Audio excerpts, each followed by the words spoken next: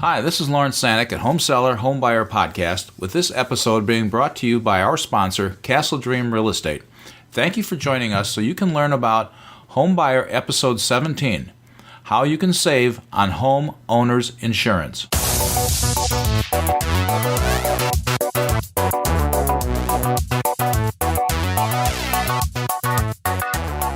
Okay, let's get started on how you can save on your homeowner's insurance. Having the right insurance coverage on your home is smart. Paying too much for it is not. The price you pay for your homeowner's insurance can vary by hundreds of dollars depending on the insurance company you buy your policy from. Using the following tips may reduce the cost of your homeowner's insurance. 1. Maximize your discounts. Most insurers offer discounts to homeowners who have taken steps to reduce the risk of a claim.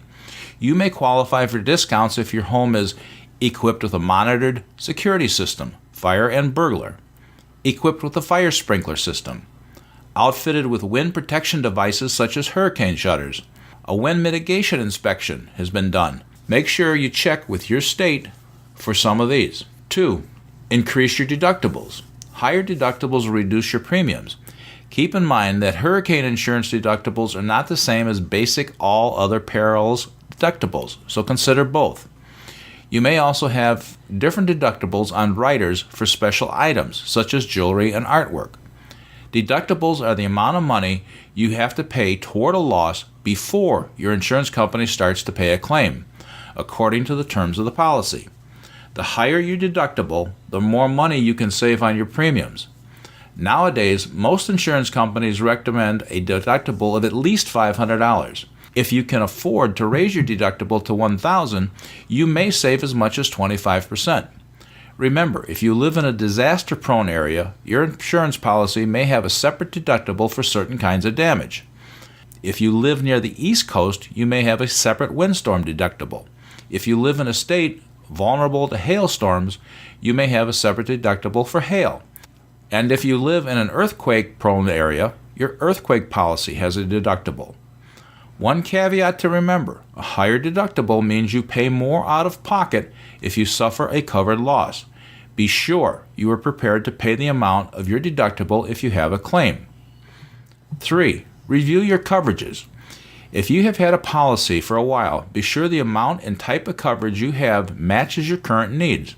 The replacement cost of your home and/or contents may have changed. If you have added or upgraded protective devices, such as security and fire sprinkler systems or hurricane shutters since your last policy review, tell your agent so that the appropriate discounts can be applied to the homeowner's insurance premium. 4. Don't buy coverage based exclusively on market value. Insurance will only pay for the actual cost to repair or rebuild your home, less your deductible of a qualifying claim. The cost to rebuild or repair your home is calculated on necessary materials and labor, not market value, which can fluctuate based on market condition and includes land you don't need to insure. The land under your house isn't at risk from theft, windstorm, fire, and other perils covered in your homeowner's policy, so don't include its value in deciding how much homeowner's insurance to buy. If you do, you will pay a higher premium than you should. 5. Compare companies, policies, and pricing. Insurance carriers, policies, and rate structures are not created equal. The low-price provider may not be the best if the policy leaves out coverage that's important to you, if the carrier is not financially sound, or if the carrier doesn't deliver a high level of customer service. Ask friends and neighbors for referrals and check out the financial stability and service reputation of the companies you are considering. It'll take some time, but it could save you a good sum of money. Ask your friends, check the internet or Yellow Pages if you still get a phone book, or contact your insurance department. At the end of our show notes, we will have the phone numbers and websites for all the states. Also, check with the National Association of Insurance Commissioners. This has information to help you choose an insurer in your state, including complaints. States often make information available on typical rates charged by major insurers, and many states provide the frequency of consumer complaints by the company. Also check consumer guides, insurance agents, companies, and online insurance quote services. This will give you an idea of price ranges and tell you which companies have the lowest prices, but don't consider price alone. The insurer you select should offer a fair price and deliver the quality service you would expect if you need assistance in filing a claim. So in assessing service quality, use the complaint information cited above and talk to a number of insurers to get a feeling for the type of service they give. Ask them what they would do to lower your costs. Check the financial stability of the companies you are considering with ratings such as AM Best and Standard & Poor's, and consult consumer magazines. When you've narrowed the field to 3 insurers, now get your price quotes. 6. Make your home more disaster resistant. Find out from your insurance agent or company representative what steps you can take to make your home more resistant to windstorms and other natural disasters. You may be able to save on your premiums by adding storm shutters, reinforcing your roof, or buying a stronger roofing material. Older homes can be retrofitted to make them better able to withstand earthquakes. In addition, consider modernizing your heating, plumbing, and electrical systems to reduce the risk of fire and water damage. 7. Improve your home security. You can usually get discounts of at least 5% for a smoke detector, burglar alarm, or deadbolt locks. Some companies offer to cut your premium by as much as 15 to 20% if you install a sophisticated sprinkler system and a fire and burglar alarm that rings at the police, fire, or monitoring stations. These systems aren't cheap, and not every system qualifies for a discount. Before you buy such a system, find out what kind of insurer recommends how much the device would cost and how much you'd save on premiums. 8. Seek out other discounts. Seek out other discounts. Companies offer several types of discounts, but they don't all offer the same discount or the same amount of discount in all states. For example, since retired people stay at home more than working people, they are less likely to be burglarized and may spot fires sooner. Retired people also have more time for maintaining their homes. If you're at least 55 years old and retired, you may qualify for a discount of up to 10% at some companies.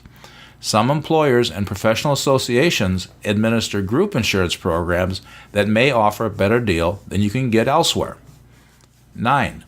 Maintain a good credit record. Establishing a solid credit history can cut your insurance costs. Insurers are increasingly using credit information to price homeowners insurance policies.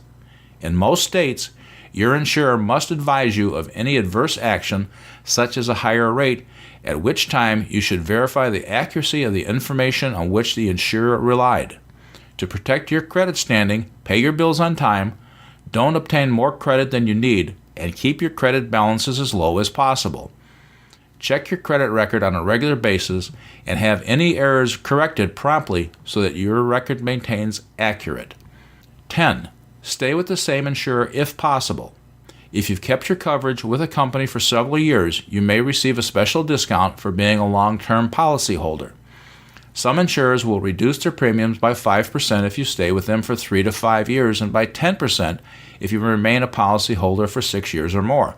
But make certain to periodically compare this price with that of other policies. 11. Review the limits in your policy and the value of your possessions at least once a year. You want your policy to cover any major purchases or additions to your home, but don't want to spend money for coverage you don't need.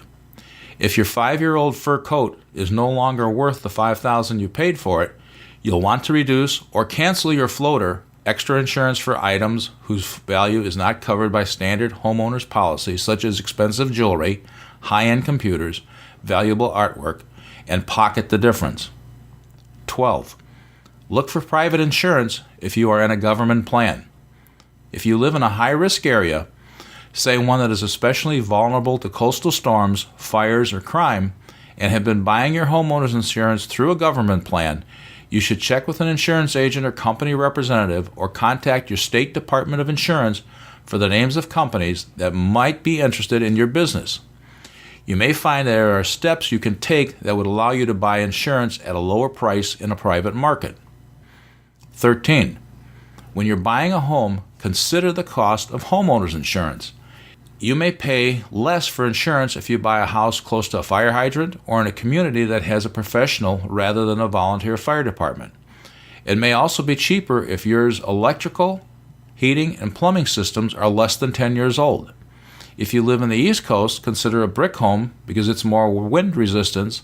If you live in an earthquake-prone area, look for a wooden frame house because it is more likely to withstand this type of disaster. Choosing wisely could cut your premiums by 5 to 15%. 14. Here is one that a lot of homeowners don't know about. Check the reports for the home from Clue. When you're buying a home, you can do this as well. Check the Clue, the Comprehensive Loss Underwriting Exchange report for the home you are thinking of buying. These reports contain the insurance claim history of the property and can help you judge some of the problems the house may have. Remember that flood insurance and earthquake damage are not covered by a standard homeowner's policy. If you buy a house in a flood-prone area, you'll have to pay for flood insurance, and those costs will be in addition to your normal homeowner's policy. The Federal Emergency Management Agency, FEMA, provides useful information on flood insurance on their website. A separate earthquake policy is available from most insurance companies. The cost of the coverage will depend on the likelihood of earthquakes in your area. In California, the California Earthquake Authority provides this coverage. Most importantly, have these discussions with reputable, licensed insurance agents and brokers to help determine what can be done in the area you are purchasing your home. If you have questions about insurance for any of your possessions, be sure to ask your agent or company representative when you're shopping around for a policy. For example, if you run a business out of your home, be sure to discuss coverage for that business. Most homeowners' policies cover business equipment in the home, but only up to about $2,500, and they offer no business liability insurance. Although you want to lower your homeowner's insurance cost, you also want to make certain you have all the coverage you need.